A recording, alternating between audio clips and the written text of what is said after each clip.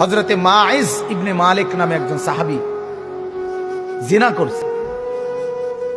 আল্লাহর নবীর কাছে এসে বলছি, ইয়া রাসূলুল্লাহ কাদ জানাইতু, আমি জিনা করে ফেলেছি। আল্লাহর নবী ফালতাফাতা, অন্যদিকে চেহারা ফিরাই দিয়েছেন।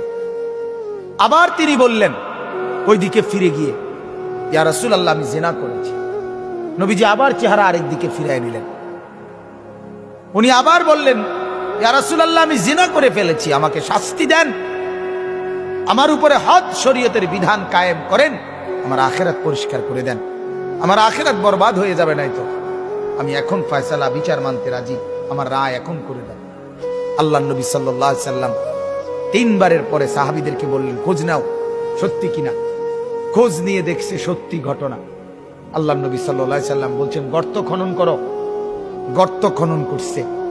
ওই সাহাবীকে গর্তের মাঝখানে কোমর পর্যন্ত দাঁড় করাইয়া বাকি সাহাবীদেরকে বলছে তাকে পাথর মেরে হত্যা করো। মুসলিম শরীফের হাদিস, একেবারে বিশুদ্ধ হাদিস। যখন পাথর মেরে হত্যা করছে, তখন পাথরের আঘাতের কারণে ওনার শরীর থেকে রক্তের ছিটা একজন সাহাবীর গায়ে আয়সা লাগছে। ওই সাহাবী তখন একটু বিরক্ত হয়েছে। বিরক্ত হইয়া বলছে, আহ, এক নাফরমানের রক্ত লাগলো, এক বদকারের রক্ত গায়ে লাগলো, তো মানে এরকম একটা বিরক্তি দেখাইছে। সাথে সাথে আল্লাহর নবী সাল্লাল্লাহু আলাইহি ওয়াসাল্লাম নবীজি বললেন, হে সাহাবী তুমি এটা কি বললা, কি বললা? আমার এই মায়েজ গোটা পৃথিবী যা জানতো না, নিজের অপরাধ নিজে স্বীকার করে, নিজের শাস্তি নিজে গ্রহণ করে তওবা করছে। এটাই তো তার শ্রেষ্ঠতম তওবা। আখিরাতের ভয়ে নিজেকে শাস্তির সামনে পেশ করে দিছে।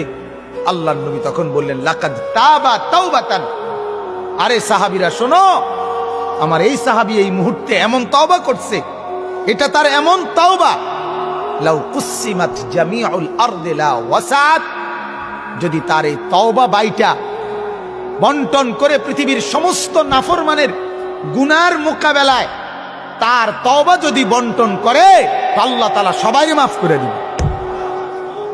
তার তওবা এত ভারী, কারণ সে তো নিজের অপরাধ নিজে কি করছে, স্বীকার করে নিছে।